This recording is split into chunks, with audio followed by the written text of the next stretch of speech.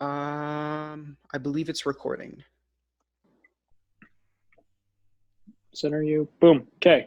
You're recording. Yes, I am. All right. Ready to go for episode 2.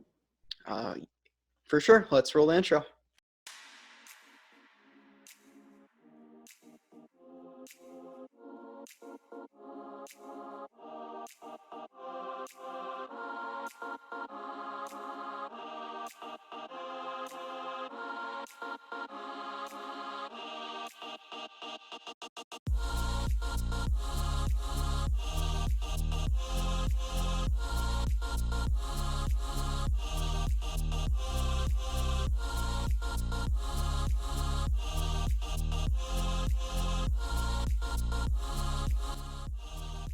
Hello, I'm Max. And I'm Ashton. And in this series, we each take turns telling stories about the world. If you want to see Ashton's last video where he told me about Pi Wolfgram and the Pacific Island Olympians, you can see it here. But this time, I'm going to tell Ashton a story.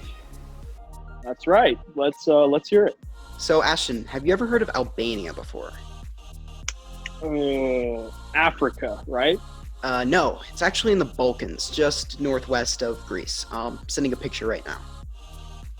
Okay. Macedonia, Kosovo, I see it. Yeah, exactly. So today I'm going to tell you about the Albanian pyramid crisis. Never heard of that one. Perfect. I guess I'll just set the stage. In 1991, Albania was struggling. After 50 years of an oppressive communist rule, the country was left in turmoil and disarray. Ranked the poorest country in Europe and kept afloat from Italian food aid, this isolated country wanted change. The people of Albania were rightfully looking towards a new hope and seemingly found it: capitalism. But here's where the problems start. The government was still marred from years of political corruption and economic instability. The country, rich in untapped resources such as copper, aluminum, and natural gas, had been strictly regulated and suppressed. The government regulations had become demonized. It was seen as an evil of the past, something to do away with. Consequently, the new Albanian economy was, well, for the most part, unregulated. And Ashton, what do you think happens when a country doesn't regulate its economy? Well, I bet people take advantage of it. And that's exactly what happened. Whistleblowers attempted to speak up and explain the need for control, but they were written off as communist radicals, stuck in their ways and dangerous to society. But what the public didn't realize was that those people were right. Okay, so interesting stage. How does this relate to pyramids? Because I'm assuming we're talking about the Egyptian kind. So actually, we're talking about scams, particularly the pyramid scheme. A pyramid scheme is a business model that recruits members who pay a fee to recruit other members. So let's say I'm selling gummy vitamins, but I don't want to sell them myself. So I enlist you to sell gummy vitamins for me with the promise that you will earn full-time pay for half-time work. I mean, who wouldn't take that? Where do I sign up? That's sold. But here's the catch. You need to buy a $600 starting pack and recruit 2 other members who do the same. Well, I don't have $600 or 2 friends, so I'm gonna pass. It sounds fishy. Well, that's because it is fishy. Pyramid schemes are a scam and always collapse. They very rapidly expand, exponentially growing until they hit a wall. Eventually, they run out of enough people to sustain the model and fizzle out.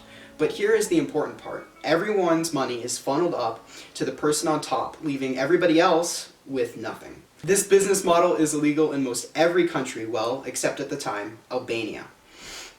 If you replace gummy vitamins, in my example, for supermarkets, gas stations, and hotels, well, then you have yourself a problem. At the beginning, the explosive financial growth and millions of dollars of revenue looked promising. Its growth seemed to breathe new life into the country's dwindling morale and financial ruin. Government officials even endorsed the products and bought shares of the company with government money.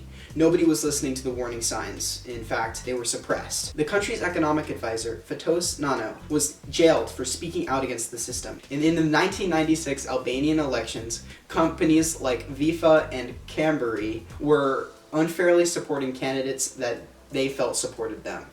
By the time Albania realized the trouble, it was 1997, and the gimmick was up. People had mortgaged their homes and sold their belongings just to buy in. The money had been funneled up to a select few, and the problem with a top-heavy pyramid is it crumbles. Chaos consumed the country as thousands lost faith in a government that failed them.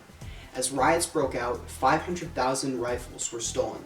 The military fell apart, and 2,000 people died in the ensuing conflict. This came to be known as the Albanian Civil War. Criminal gangs took over portions of the country and initiated a population decline that still exists in the country to this day. That's crazy. So is like Albania just super poor today? This next part, in my opinion, constitutes a success story in Albanian history. Led by Italian forces, Operation Alba was a multinational effort to restore Albania to a centralized government. Starting in April of 1997, over 7,000 troops entered the country to reclaim stolen weapons and restore order to the fragmented nation. Through cooperation and diplomacy, the troops were able to leave only 4 months after the conflict broke out. Drawing from the best of both systems, communism and capitalism, the government allowed for open, regulated growth. Because of its rich, untapped resources mentioned earlier, and a steadily growing tourist industry, its national GDP has seen a general rise for the last 20 years. Now, Albania is one of the most affluent countries in the Balkans and is looking forward to growth in the future. Wow, that's an absolutely rad story. But for me, the best part is that this isn't a story about a country. This is a story about people like you and I. Whether it be a Nigerian prince emailing your grandma or a seemingly legitimate business stealing thousands of dollars, fraud can affect people all over the globe.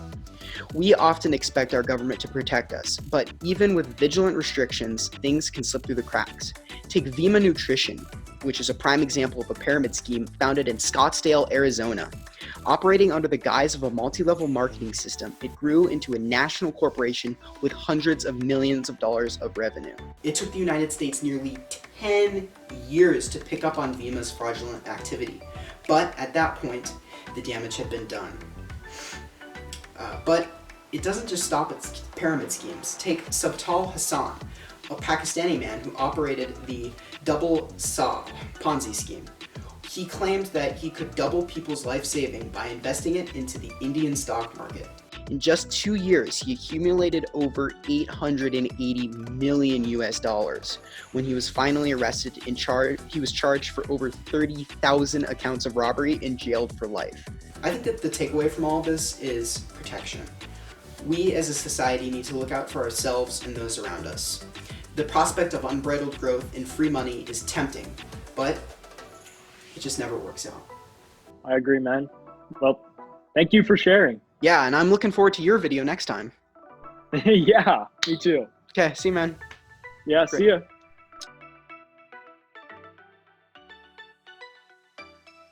This has been a late start, but I'm about to join the Zoom call. Ashton, you're probably looking at this, shaking your head while you're editing. Don't put this in the video. If you put this in the video, I'm gonna look really stupid. You might put this in the video. Okay, so that's the end of the video. You can check the description or this link here to find primary video footage and some sources that you can continue your research with. Make sure to subscribe, like, comment. You can do that here. And I look forward to see you guys next time. See ya.